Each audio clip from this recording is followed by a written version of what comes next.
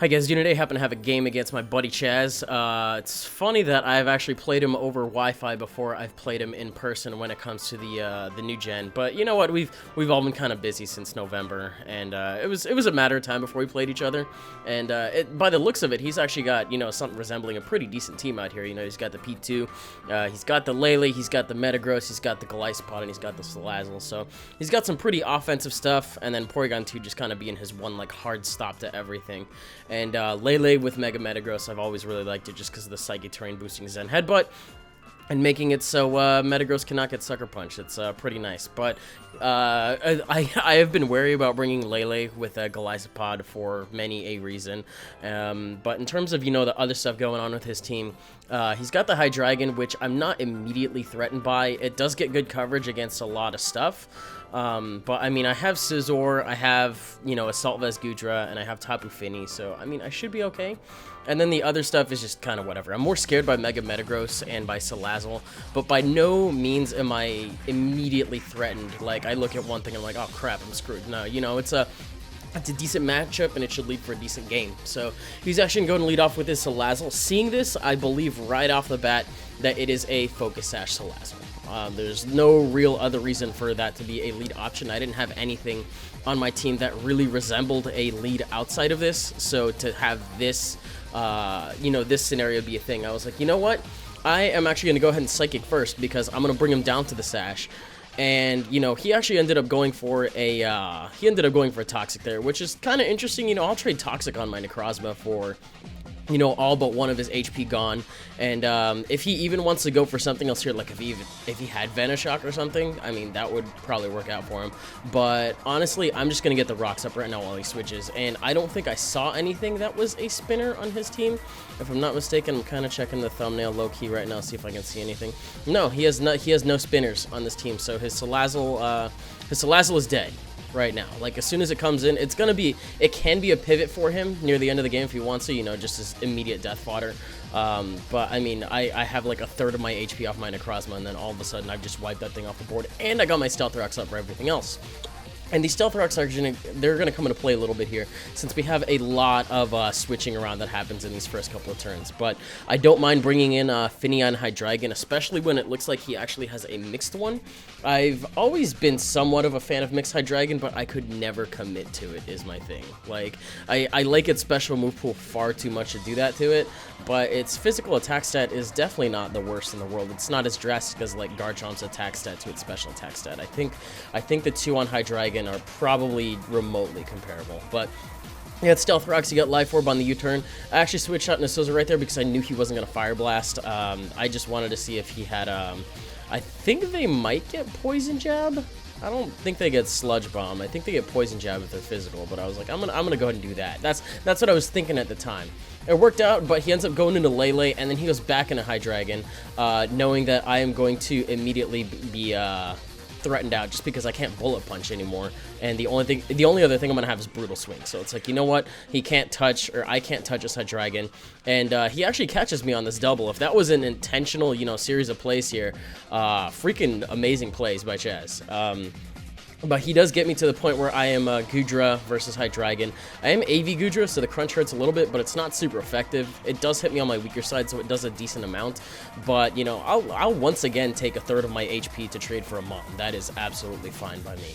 And then Chaz, if this was like an Always Sunny title, it would just straight up be like, quotes, Chaz does the thing, where it's you first impression in Psychic Terrain, because let me tell you, if I had $1 for every time I've done that so far in Sun and Moon, I could just quit my freaking day job. Nah, I'd probably have like $8. I'd have enough for like a 20-piece nuggie and like a drink or something. But that you don't get no 20-piece nuggie and drink for fucking up like that. You get your emergency exit activating, and you get your citrus recovery, and you're going to survive one rock switch, and so you might get one first impression off. But the Gliscod was never really that threatened by it in the first place. The Hydreigon was faster than most of the things on my team, but it's already gone, so I'm already feeling pretty good. Now, this is actually the thing that I end up having trouble with, and I've actually, I've done the courtesy to you guys of speeding up this part, because this is going to be one of those old-fashioned straight-up Scizor versus Porygon 2 scenarios, and I'm like, you know what, I'm gonna Mega now, because the worst that this thing can do to me is like, well, it can't Toxic me, clearly. It can Thunder Wave me, or it can Thunderbolt me. Those are its main options. It can do that, and then it can kind of get out of town if it wants to, because it's not going to be making too much progress. Mega Scissors most of the time often carry Roost. I actually haven't seen many that don't. But I mean, mine does. It's Swords Dance, Roost, 2 attacks. And Chaz's favorite color must be yellow, because he's getting so... How many was that? I'm actually going to count with you guys right now, because right there, he almost killed me after I got 2 full pairs in a row. And I'm just trying to Swords Dance... Okay, there's 3. I'm trying to Swords Dance all the way back up to full, is my thing.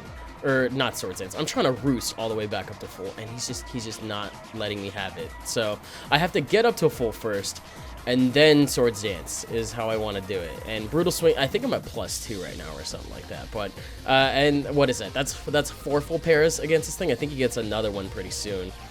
This was just a drag in real time. It was an absolute drag. And right there, I thought he ran out of T-bolts. But as you can see, Brutal Swing's doing a little bit more than half. I get paralyzed on this one. So that's what, 5? That's already 5, far too many. But we're chilling. That's what we're doing. This was a relaxing 6 full para, 7 full para? No, 6 full para. 6 full para. No, 7. Can we get 8? Can we get 8? I gotta figure out if we get 8. While this part of the game wasn't really necessary because he does have a Lele, I just really wanted to run this thing down because I have more offensive PP than he has defensive PP, and I think he gets a full on this one too. Yep, we got 8. We got 8 full paras on this damn thing, and it's like, you know what? I'm gonna try to bullet punch before this man recovers and then see if that kills him off. And lo and behold, it does. So that thing's out of the way. My Scizor is at like 75% HP, and you know what? Like, even going into that, I was like, this is stupid. This is stupid. This is so stupid. Because as soon as I go for this and I end up killing this thing, it's gonna be the most uphill struggle ever. And what do I get for it? I get Tapu Lele switching in, and then I can't even kill it. So it's just like, okay, well, that was a colossal waste of time. Was it, though? Because I killed a Porygon, too? I don't know. It's not bad. But he goes for a Shadow Ball there, because I'm assuming he does not have his as Hidden Power Fire. I end up actually trying to hard read the Metagross right now, you know, predicting my Sludge Bomb. And I end up going for a Fire Blast instead, which is still going to knock it out anyways. If I missed, it wouldn't have been the worst thing in the world because I think I still naturally outspeed it anyways. Don't quote me on that. I'm pretty sure I do, though. And then this is the switch that I was scared of. Or this was the Mon that I was scared of. I don't have a very reliable answer to it while Psychic Terrain is up, because I can't Bullet Punch it for Chip, and Decidueye is not able to Sucker Punch. So what I'm going to have to do here is I'm going to have to stall the terrain, wait for Lele to come back in, and then kind of scramble accordingly. He does get a crit Zen Headbutt from here. Mega Scizor does have pretty good defenses. I don't think the crit matter, though, especially because it is Tough Claws boosted and it is Psychic Terrain boosted. So to do 20% with the Zen Headbutt to that thing, yeah, it's pretty reliable. So I go into this, I'm pretty sure I can take a hit, and much to my surprise, I actually outspeed the Metagross. Metagross having a 110 base speed, and Necrozma definitely not having a 110 base speed. I'm definitely not over here on the other window. It's still talking to you guys, but also simultaneously looking up Necrozma's base stats. So that would be absolutely ridiculous. It's like I didn't even know that Necrozma had 79 base speed. Yeah, right. Don't call me on that. Anyways, 79 versus 110 is a bit odd, so I kind of have to question what this Metagross is doing, especially since I don't think it Hammer-Armed. I think all it's been doing is Zen Headbutting.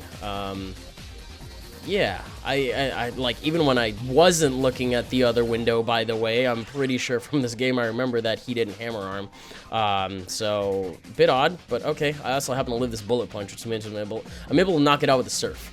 The other cool thing is, since the Misty Terrain is up, I was very tempted to bring in Decidueye if this thing died, and then Spirit Shackle on the switch to Lele, and then just save my Z move for when Metagross comes in. I feel like that probably would have done a better job. So Lele is going to come back in now. The only thing I really have for it at the moment, and also I really don't know why my phone keeps blowing up, but the only thing I have for it is I have a full HP Decidueye, so I'm going to let him knock me out with the Psychic Terrain boosted Psyshock, and I kind of have to wonder, you know, is my is my Decidueye going to be able to take this? I think I am. I don't remember if I'm max HP or if I'm. No, I'm not max HP. There's no way I'm max HP.